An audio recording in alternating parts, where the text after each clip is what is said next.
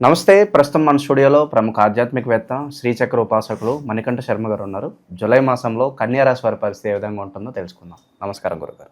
పరమేశ్వర అనుగ్రహ కటాక్ష బల సిద్ధిరస్తో. జూలై మాసం, ఆషాఢ మాసం, కన్యా రాశి వారి పరిస్థితి ఏ విధంగా ఉండబోతుంది? ఎలాంటి పరిస్థితులు ఓవరాల్గా ఈ నెల ఎదురవుతాయి? ఆర్థికంగా, ఆరోగ్యంగా అన్ని విధాలుగా ఎలా ఉండబోతుంది?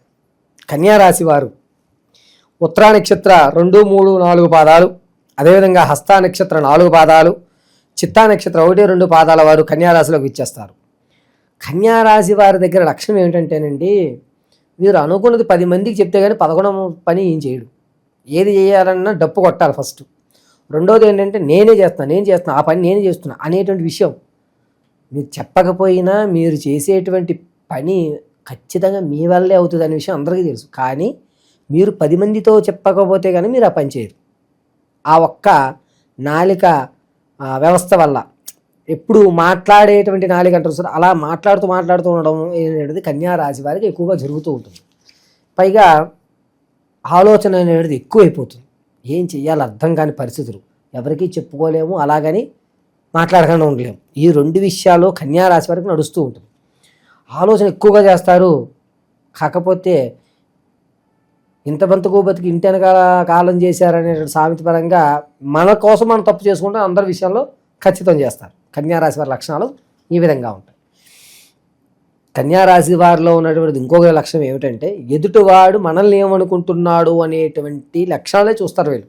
10 మంది, ఆ 10 మంది నన్ను ఎలా చూస్తున్నారు అనే భావంతో బతుకుతూ ఉంటారు. అంటే ఎవరేమనుకుంటారో మనం ఏమన్నా చేస్తే 10 మంది గురించే, నా గురించి ఎవరు ఏమనుకున్నా పర్లేదు, నేను ఇలా చేస్తాననేటువంటి ఆలోచన ఉండదు. కన్యారాశి వారి లక్షణం అది. ఇక ఈ నెలలో వచ్చేసరికి కన్యారాశి వారికి కొంచెం బాగోలేదనే చెప్పాలి.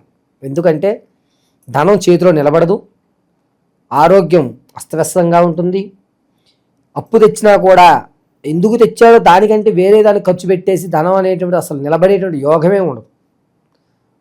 శుక్రస్థానము, శని స్థానాలు ఇద్దరూ కూడా చాలా నీచంలో ఉన్నారు. కాబట్టి ధనం అనేటువంటిది వీళ్ళ దగ్గర నిలబడేటువంటి అవకాశం చాలా తక్కువ ఉంది. ఆరోగ్యపరంగా వచ్చేసరికి లంగ్స్కి సంబంధించి కానీ కిడ్నీకి సంబంధించి కానీ చాలా ఇబ్బందులు ఎదుర్కోవాల్సిన అవకాశం లభిస్తూ ఉంటుంది. విదేశాలకు వెళ్దాం అనుకున్న వారికి అంత మంచి ఫలితాలు లభించవు, నష్టపోయేటువంటి అవకాశాలు ఎక్కువ. ఒకవేళ మీరు విదేశాల్లో అడుగుపెట్టినా తిరిగి టపా కట్టేటువంటి అవకాశం ఈ నెలలో కనబడుతుంది. ఏదో ఒక డాక్యుమెంట్ లేదని మిమ్మల్ని ఇబ్బంది పెడుతూనే ఉంటుంటారు. రియల్ ఎస్టేట్లో కానీ, భూ సంబంధిత కానీ, ఆకస్మికంగా తాత ముత్తాతల నుంచి వచ్చేటువంటి భూ వ్యవస్థ కానీ నిలబడేటువంటి అవకాశం లేదు. దాన్ని అమ్మేసుకోవడము, లేకపోతే మనకు కలిసి రాలేదులే ఇది అనేటువంటి విషయానికి మీ సొంత ఆస్తులను కూడా అమ్ముకునేటువంటి అధికారం ఈ నెలలో కనబడుతూ ఉంటుంది. అంతేకాకుండా భార్యాభర్తల మధ్య ఇబ్బందులు పడేటువంటి అవకాశం, పరిష్కారాలు సరే అవి ఖచ్చితంగా తెగిపోతాయి. బంధం నిలబడేటువంటి అవకాశం లేదు ఈ నెలలో. కన్యారాశి వారికి అనుకోకుండా అక్రమ సంబంధం పెట్టుకునేటువంటి అవకాశం కనబడుతుంది. అంటే ఇష్టం లేకపోయినా ఒకళ్ళ మీద పగతో ఇంకొక వ్యవస్థను మనం తెచ్చుకునేటువంటి ఇబ్బందులే ఎక్కువ కనబడుతూ ఉంటాయి ఈ నెల. అదేవిధంగా కన్యారాశి వారి ఆలోచన విధానాలన్నీ కూడా, అంటే పిల్లలు, విద్యార్థుల్లో ఆలోచన విధానాలు, వక్రస్థానాలు మారేటువంటి అవకాశం. చదువుతూనే ఉంటారు కానీ వేరే యావిగేషన్ల మీద పెట్టేటువంటి అవకాశం ఏర్పడుతూ ఉంటుంది. ఇక ఆరోగ్యం పట్ల చాలా జాగ్రత్త వహిస్తూనే ఉండాలి. వివాహం కోసం ఎవరైతే చూస్తున్నారో వారికి వివాహం అయ్యేటువంటి అవకాశం కనబడదు. ఈ నెల, వచ్చే నెల ఆగస్టులో కూడా, శ్రావణ మాసంలో కూడా వీళ్ళ వివాహం కోసం అంతగా ఆలోచించకుండా ఉండడం మంచిది. అదేవిధంగా సంతానయుక్తం కోసం చూస్తున్న వారికి మంచి అవకాశం కనబడుతుంది. సంతానం కలిగేటువంటి వారు ఎవరైతే ఉన్నారో వారికి పుత్రికా సంతానం కలిగేటువంటి అవకాశం ఎక్కువగా గోచరిస్తుంది. ప్రమాదాలు జరిగి ఈ వెనుక భాగంలో, అంటే వెన్నుపోసకి పక్క భాగంలో ఉన్నటువంటి వ్యవస్థ ఇబ్బంది పడుతుంది. ప్రమాదాలు అనేటువంటివి ఈ నెల 2వ వారం నుంచి ఎక్కువగా జరుగుతూ ఉంటుంది ఈ రాశి వారికి. ఇక కన్యా రాశిలో ఉన్నటువంటి వారి వ్యవస్థ దగ్గరికి వచ్చేసరికి రాజకీయంగా కొంచెం తగ్గేటువంటి అవకాశం, మాటకి విలువ లేకపోవడం అనేటువంటి జరుగుతూ ఉంటుంది. ఈ నెలలో రియల్ ఎస్టేటు, భూ సంబంధిత వ్యవస్థల్లో కూడా మీరు నిలబెట్టుకునే అవకాశం లేదు. కాబట్టి అసలు దాని గురించి ఆలోచించకండి, వదిలేసి మీ యొక్క పనులు కామ్గా, ఈ నెల కూడా మనకి భగవంతుడి అనుగ్రహం లేదు, మనం ఏం చేసినా మసి అయిపోతోంది, కాబట్టి ఈ నెలలో నేను ఏ పని చేయకుండా చూడవయ్యా అని నమస్కారం చేయడం తప్ప ఇంకొక మార్గం మీకు లేదు. ఉద్యోగపరంగా మార్పులు చేర్పులు ఏమైనా చేసుకుంటే కలిసి వస్తుంది అంటారా వీళ్ళేదన్నా? అసలు వీళ్ళ స్థానం మార్చినా కూడా అదే ఉంటుందండి. ఒక కాకరకాయని ఎన్ని పుణ్యనదుల్లో స్నానం చేయించినా దాని చేదు పోదు. అర్థమైందండి? అది ఉప్పు నీళ్ళతో మనం కడగగానే పోతుంది తప్ప కాకరకాయని అలా ముంచి తీసినంత మాత్రాన పోదు. ఈ సామెత వీళ్ళకి ఉపయోగపడుతుంది. వీళ్ళు స్థానం మార్చిన స్థితులు మారు, గతులు మారు. కాబట్టి స్థానభ్రంశం చేసినా చేయకపోయినా ఈ నెల అంతే. దీనికోసం భగవంతుడితో ఆరాధన తప్ప ఇంకొక అవకాశం లేదు. స్టాక్ మార్కెట్లోను రియల్ ఎస్టేట్లోను పెట్టుబడులు పెట్టడానికి సరైన టైం అని అంటారా ఇదే? వచ్చేటువంటి ఆగస్టులో తప్ప ఈ నెలలో ఎట్టి పరిస్థితులను పెట్టకండి ఆర్థికంగా.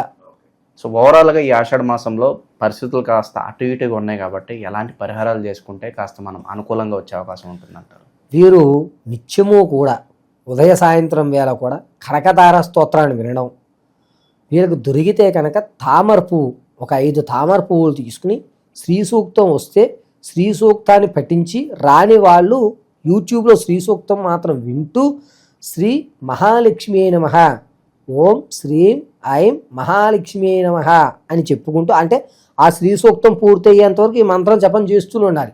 చేసి ఈ యొక్క తమర పువ్వుని అమ్మవారి పాదాల దగ్గర పెట్టుకుని నేతితో దీపారాధన చేయడం వల్ల మీకు ధనం విషయంలో ఇబ్బందులు కలగకుండా ఊరట కలిగేటువంటి అవకాశం కలుగుతుంది. ఏదన్నా పనులు ప్రారంభించాలంటే ఏదన్నా మంచి రోజు ఏదన్నా చెప్తారా? వారంలో ఏ రోజు బాగా అనుకూలంగా ఉంటుంది? వీరికి సోమవారం బాగా అద్భుతంగా పనిచేస్తుంది. ఏదన్నా శక్తివంతమైన ఆలయం ఏదన్నా సజెస్ట్ చేస్తారా? నిత్యం వీళ్ళు అక్కడికి వెళ్ళి వస్తూ ఉంటుంటే వీళ్ళకి ఒక పాజిటివిటీ కానీ. ప్రతినిత్యము కూడా శక్తివంతమైన దేవాలయానికి ప్రతినిత్యం వెళ్ళాలి అనేటువంటిది కుదరని పని.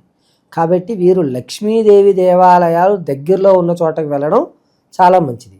ఒకవేళ లక్ష్మీదేవి దేవాలయాలు తక్కువగా ఉన్నాయి గురుగారు, ఏమిటి పరిస్థితి అంటే వెంకటేశ్వర స్వామి దేవారాధనకి వెళ్ళి ఆ దేవాలయంలో తామర పువ్వులు స్వామివారికి సమర్పించాలి. అయితే శ్రీ సూక్తం ఖచ్చితంగా వినాలి, లేదా కనకధార స్తోత్రానైనా ఖచ్చితంగా వినాల్సిందే ఈ నెలంతా కూడా. విశేషంగా ఏదన్నా దానాలు చేస్తే బాగుంటుందంటారా?